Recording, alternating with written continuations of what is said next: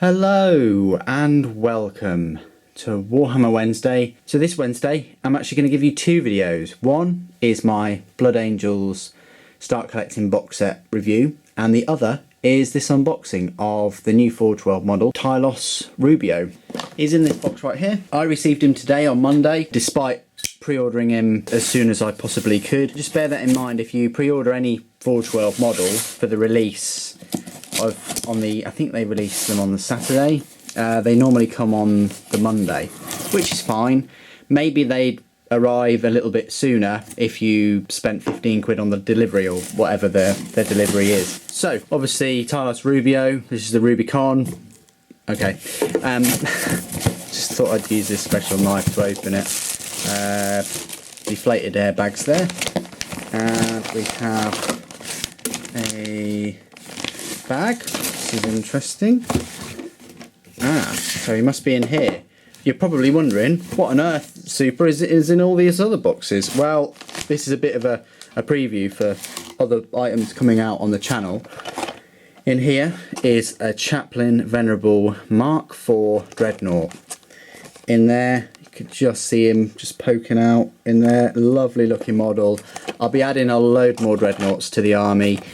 Specifically, I got this Chaplain Dreadnought because he's going to be one of my chaplains of one of my companies. I just thought each chaplain of each company would be sort of like quite specific to that company. So like I've got a chaplain on a bike, I've got this Dreadnought chaplain, I've got a chaplain with jump pack, things like that. I like to sort of tailor fit them to the company that they're in. I got the Power Claw with him. You can see there with the Storm Bolter. And also got a plasma cannon. I was thinking about going for the Inferno cannon, but currently I couldn't find any rules where you can have him with an Inferno cannon. Maybe there are rules in Imperial Armour Volume 2 re-release, but you'll have to help me out, put that in the comments if he does indeed exist in there.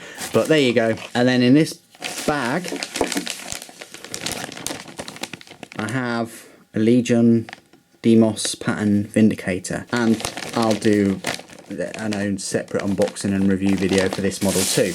But the main attraction, while you're all here, is going to cost you, I think, £45. Quite a lot of money for a single character, but I think you'll agree his base is rather delicious. Comes in this lovely Horus Heresy box, like all of the Horus Heresy character series models that Forge World do. Really, really nice. But yep. I think I can get in this one this time. Yes. See. There you go. Right, so lovely little sheet here. That's what it's going to look like eventually. Much like Garrow, that's one of the reasons why I got him, just to accompany Garrow. I think both of them together will be pretty cool. I'd love to get all the Knight Errants. If they do models for all the Knight Errants, I'm there, Forge World, I'm there. Just to give Garrow a little bit of company on his quest. I mean, the backstory really is, I don't want to go into too many spoilers, but pretty much Garrow went to find this guy because he had latent psychic powers, and due to the Edict of Nicaea, IKEA I call it, where the Emperor said, right guys, you're really naughty, you can't use your psychic powers anymore, bad things happen. Well, to that extent, he sort of like gave up his psychic hood and said, no, I won't use them anymore. And then while he was fighting with the Ultramarines, he was sort of forced to use them. And Garrow sort of spotted him, and Garrow had approached him previously and said, come on, join me, and Rubio said, no, I'm not going to join you. And then he used his powers, and then his Ultramarines brothers were like, whoa dude, you use your powers, that's against what the Emperor kind of wanted. And Garrow's like, okay then, well, you got no choice, come with me, bro. And they sort of bro-fisted, and yeah. That's what I'd sort of like to have imagined that happened, but either way, you got your very detailed instructions. Pretty much just a picture of all the pieces separate. So you've got to go from that to that. Yeah, so this isn't really for your very low skill modeler or anything like that. It doesn't show you exactly where each piece goes and all the rest of it. But oh well, that's his little instructions. No rules for him, you notice. I'm not sure if there were rules for Garrow. I don't think there were. This is him, the model himself. Oh, this is going to take... Oh, there we go. Pops out like that. And then, so I've got one of these lovely bases again. Really, I'm such a fan of these. that sort of goes like that, and then that sort of goes like that, I would have thought. And then he just plops on there. Just really love these sort of set piece models. Look, here's a huge piece of the base there. Not quite sure where that goes. We'll find out where these go and all the rest of it, and you'll see the finished product in part 2. But let's have a look at some of the detail before we do that. Really nice sort of detailed base. So it looks like you've got one of the Gal Vorbak units there. Very, very detailed face of one. Much more detailed than the Garrow face on there. There you've got, I think that would probably be an Ultramarine's head. Definitely put some blood coming out of there a little bit. This is part of the base as well. Another very detailed sort of part of the base. I love that there's a spinal cord there, and the bolt gun, and there's definitely and there's cracks in the armour. Look, there's definitely a lot more detail than the Garrow model. And you got this sort of twisted metal bar that's sort of cracked as well. I'm pretty sure it's meant to be like that and not a fault in the mould or anything like that. It is meant to be clipped, and you know, all the rest of it. So yeah, lovely base basically, all them. Model himself, I love the skull on there. Love the armour plates. He's got 2 grenades as well. And he's got his little 4-sword dagger thing. It looks more like a gladius. It's pretty much what I'd expect Ultramarines to have. His little white dwarf copy there. And he's got his face. Let's look at his face. Trying to give you as much detail as possible, but that really is highly detailed.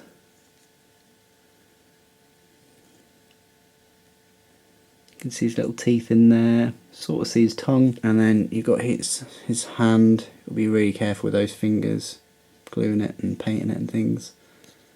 And then he's got his Paragon bolter that most of them do have, and his power pack. So some great detail on there too. So that's all the pieces individually. What I'm going to do now is put them all in soak, probably leave them overnight, shave all the parts down, then I'm going to glue him, and you'll see the finished product in a moment. So join me in part 2. And welcome to part 2. I've finished Tylos Rubio. He's not the model over there in the background. That is Garrow. He's not quite finished, but he will feature in a future video, so stay tuned for that. Here is Tylos Rubio. Overall, I'm quite happy with him. I prefer Garrow's pose. He's sort of got more presence. He's a bigger model in a way, but that's just my personal opinion. You might prefer Rubio. So this is what you sort of get. I've filed all the resin down, washed it, glued it, all the rest of it. So you get this really nice detailed Val Gorbak model. Sort of, you can see I mentioned that you can see the spinal cord and his gun, and sort of like the cracks in the armour. It's going to be really nice to put some washes in there and then highlight the cracks and things. This is alright, I suppose. I think that looks a bit of a clean cut, but a bit of rust and things in there that'll weather it very well. Overall, yeah, quite pleased with the base. Model itself, yeah, he's got an alright pose. I mean, he's a psyker. One thing to mention, basically half of his face is you missing out on the detail just because it's covered by his armour, and it's almost looks like he's taken a bite out of his neck guard there. You don't know where his jaw sort of fits in. You have to put it in that pose and you can't move it about. Not like Garrow's head, where if you sort of really wanted to, you could put his gun down and have his head facing another way. Do like the articulation in the fingers. I think it's really nice attention to detail. His gladius sort of power sword, his 4-sword really, looks good. You can see it's a bit bent. I need to just put it on the hairdryer for a few seconds. Paragon bolter, it was a very quick model to make. He went together very quickly within a couple of hours or so. Again, you've got sort of like a clawed hand holding a bolt pistol and another helmet. I'm going to put that as a Ultramarine one as well. And then you've got another helmeted head with this bone horn coming out of it, and sort of like bony teeth. You can see each individual tooth. It's so much detail, and again a bit of a spinal cord. His armour looks pretty good as a knight errant. I mean, I'm going to paint him exactly the same as Garrow, which is just the black and gold. I'm just not feeling painting him sort of like the silvery, almost grey knight colour. I'm just not feeling that, so I'm going to paint him in my army colours, which is fine. It's still going to work well, and it's going to fit with my army. Both of these guys are going to be in my command unit anyway. Goes on the base okay. I've glued it definitely properly. It is a bit odd that he's not sort of like pointing that way, which is what I thought he would be, sort of over the corpse. It is odd that he's sort of off to one side a little bit. Ah well. He shuffles about, I mean, once you put him in, he shuffles about a tiny bit. It's certainly worse than Garrow. Garrow hardly shuffles about at all, but it's probably just due to the fact that he's got two long parts of the cliff that are overhanging. But he's definitely shaved down and in there for the long haul. But yeah, he does wobble a little bit, but the detail's all there. Definitely worth the money as usual. If it's going to be your first Horus Heresy model, the amount of detail will definitely shock you, especially in the base and things. I think he's on a little bit of a wobble though, I must say, in terms of his pose. I tried to get him sort of to his right as possible, but he's still leaning back a little bit left, and obviously with that big book it sort of gives the impression that he's sort of tipping a little bit, and the way that his knee has bent doesn't look like he's got firm footing there. Again, that might just be my modelling skill. That's Tylos Rubio. I'm really chuffed with him. I think he's a very decent model, worthy addition to Knights Errant, and I really hope they do more. I'm obviously showing my appreciation with them bringing out the Knights Errant models by just buying them, and I hope they are successful for Forge World. I'm really chuffed with him. I think he's an excellent model. Can't wait to spray him. I could spray him tomorrow evening and then start painting him, but I want to finish Garrow, and there's something else in this screenshot that I'm working on that I really want to finish, and pretty much after Garrow, I've got my full concentration on it. That's the end of my video. Thank you ever so much for joining me today. Thank you for watching. The Emperor Protects.